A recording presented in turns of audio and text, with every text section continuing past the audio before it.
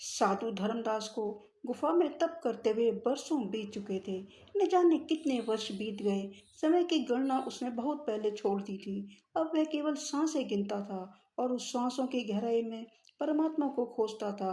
गुफा की दीवारों पर उसने कभी कुछ नहीं लिखा, परंतु उसके हृदय की दीवारों पर अनुभवों की गूंज थी। धर्मदास अब कोई सामान्य तपस्वी नहीं रहा था। वह भिक्षा भी मांगता नहीं था, ना किसी गांव जाता था। अब उसका भोजन मात्र कुछ जड़ी बूटियां थी और जल, गंगा से भरा एक लोटा। उसकी देह सूख चुकी थी, परंतु उसकी आंखों में एक ऐसा तेज था कि देखने वाला झुक जाए।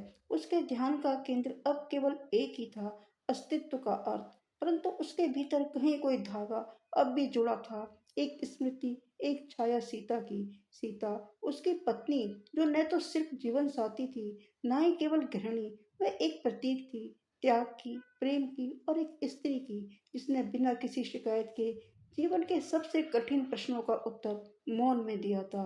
धर्मदास के पास सब कुछ था, फिर भी एक दिन वह घर छोड़ गया था। क्यों?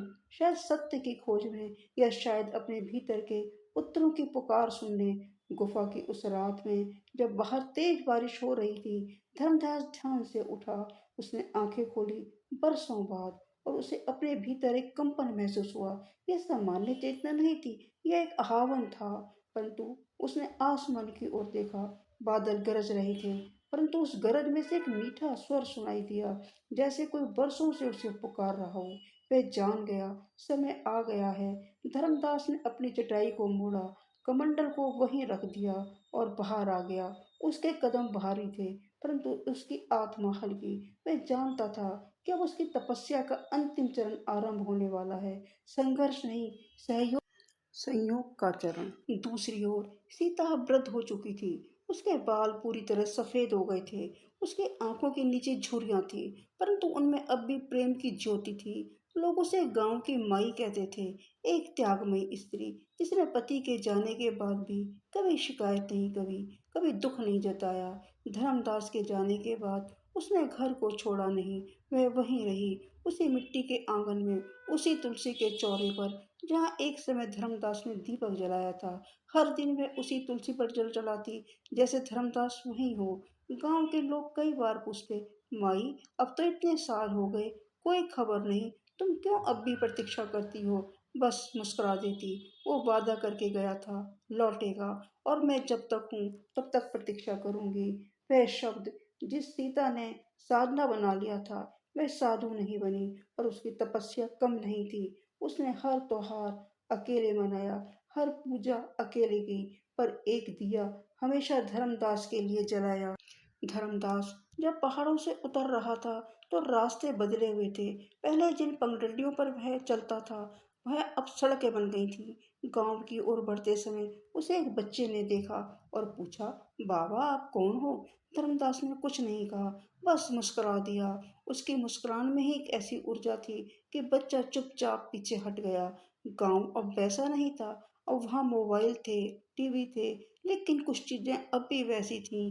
एक छोटी सी झोंपड़ी, जिस पर तुलसी का पौधा था और एक दिया जल रहा था, अब भी वहां था।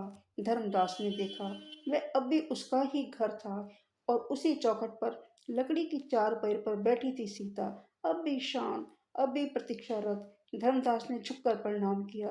सीता ने कोई प्रश्न नहीं किया, बस मुस्कुराई। मैं जानती थी तुम आओगे, उसने कहा।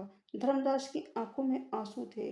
बरसों की तपस्या, योग, साधना, और आज उसे पहली बार शांति मिली थी। यह वही था जब वह खोज रहा था, पूर्णता। धर्मदास और सीता का मिलन एक ऐसा क्षण था जिसे शब्दों में व्यक्त करना असंभव था। यह केवल एक व्यक्तिगत पुनर्मिलन नहीं था, बल्कि उनके भीतर की आत्माओं का मिलन था, जो समय और स्थान से परे थे। वर्षों तक दोनों ने अपने अपने मार्ग पर यात्रा की थी। अब वे एक दूसरे में समाहित हो गए थे, जैसे दो नदियां मिलकर एक महासागर बन जाती हैं। धर्मदास और सीता के मिलन के बाद गांव में एक अजीब सी शांति का माहौल था, जैसे पूरी धरती ने उनका स्वागत किया हो। धर्मदास ने अपनी तपस्या और साधना को एक ओर रख दिया था। अब वह सीता के साथ जीवन के नए अध्याय की शुरुआत करना चाहता था। उसकी आत्मा का मिलन न केवल सीता के साथ था, बल्कि अब वह समाज और उसके अस्तित्व से भी जुड़ा था। धर्मदास ने गुफा में बरसों बिताए, लेकिन उसे समझ में आ गया कि साधना केवल स्वयं के लिए नहीं होती, बल्कि ये समाज के लिए भी होती है। उसने सीता के साथ मिलकर गांव में सेवा का कार्य किया। दोनों ने मिलकर गरीबों की मदद करना शुरू किया, बच्चों को शिक्षा दी और जीवन के वास्तविक अर्थ को समझाया। उनके काम में किसी भी प्रकार का प्रदर्शन या अहंकार नहीं था, यह सब बिना किसी स्वार्थ के था। गांव वाले पहले तो चौंके, क्योंकि उन्हें धर्मदास को एक तपस्वी के रूप में ही जानने की आदत थी। लेकिन अब उन्होंने देखा, यह साधु और उसकी पत्नी न केवल दूसरों की मदद करते हैं, बल्कि सभी को प्यार और आदर्श का मार्ग दिखाते हैं। तो उन्होंने उनका सम्मान करना शुरू कर दिया। वे लोग महसूस करने लगे कि जीवन का सबसे महत्वपूर्ण पहलू सेवा और प्रेम है, न कि व्यक्तिगत सुख और भौतिकताएं। सीता और धर्मदास का पुनर्मिलन केवल एक व्यक्तिगत बदलाव नहीं था, बल्कि यह एक आध्यात्मिक प्रगति थी। उनके बीच एक नई ऊर्जा थी, एक नई चेतना थी, जो उनके आसपास के लोगों में भी फैलने लगी। सीता अब पहले जैसी नहीं रही। अब वह न अब केवल धर्मदास की पत्नी थी, बल्कि उसने अपने जीवन को एक गुरु और मार्गदर्शक के रूप में जीना शुरू कर दिया था। उसका प्यार अब केवल धर्मदास तक सीमित नहीं था, वे गांव के प्रत्येक व्यक्ति के लिए था। धर्मदास और सीता ने मिलकर गांव में एक आश्रम की स्थापना की। यह आश्रम केवल एक धार्मिक स्थान नहीं था, बल्कि एक शिक्षा का केंद्र था, जहां लोग न केवल आध्यात्मिक ज्ञान प्राप्त करते थे, बल्कि जीवन के कठिनतम प्रश्नों के उत्तर भी पाते थे। उन्होंने वहां ध्यान, साधना, सेवा और समाज कल्याण की शिक्षा दी। धीरे धीरे गांव का माहौल बदलने लगा। लोग एक दूसरे के साथ प्रेम साझा करने लगे और अपनी समस्याओं को साझा करने में संकोच नहीं करते थे। वहां कोई भेदभाव नहीं था, सभी को सम्मान सम्मान दिया जाता था। धर्मदास और सीता के लिए यह यात्रा केवल एक शारीरिक पुनर्मिलन नहीं थी, बल्कि यह एक गहरी आत्मा के मिलन की प्रक्रिया थी। दोनों ने जब एक दूसरे के साथ समय बिताना शुरू किया, तो उन्हें यह महसूस हुआ कि उनका मिलन केवल शारीरिक रूप से नहीं, बल्कि आत्मा के स्तर पर भी हो चुका है। अब उनका जीवन एक साधना था, जो हर दिन, हर क्षण और हर कार्य के माध्यम से उन्हें मोक्ष की ओर ले जा रहा था। धर्मदास और सीता के इस आत्मा के मिलन ने उन्हें वह शांति दी, जिसे वे हमेशा से खोज रहे थे। दोनों अब एक दूसरे के साथ इस जीवन के सबसे गहरे अनुभवों को जीने लगे थे। उनका प्यार अब केवल व्यक्तित्व तक सीमित नहीं था, वह अब एक दिव्य अनुभव था, जो सभी प्राणियों को प्रेम और शांति की ओर प्रेरित करता था। धर्मदास और सीता की जोड़ी ने गांव में एक गहरा प्रभाव डाला। उनके कर्मों से न केवल गांव का वातावरण बदला, बल्कि उन्होंने उन सभी लोगों को भी जागरूक किया जो भौतिक सुखों की खोज में खो गए थे। उन लोगों को यह सिखाया कि सबसे बड़ी संपत्ति प्रेम है और सबसे बड़ी धर्म सेवा है। गांव में जो बदलाव आया, वह केवल बाहरी नहीं था, बल्कि ये लोगों के हृदयों में एक गहरी क्रांति के रूप में था। गांव में अब केवल नई चेतना का जन्म हुआ था। लोग अब न केवल अपने लिए जी रहे थे, बल्कि उन्होंने दूसरों की भलाई के लिए भी काम करना शुरू कर दिया था। यह एक सामूहिक बदलाव था, जिसे धर्मदास और सीता ने अपने जीवन के साधारण लेकिन अत्यधिक प्रभावी कार्य से प्रेरित किया।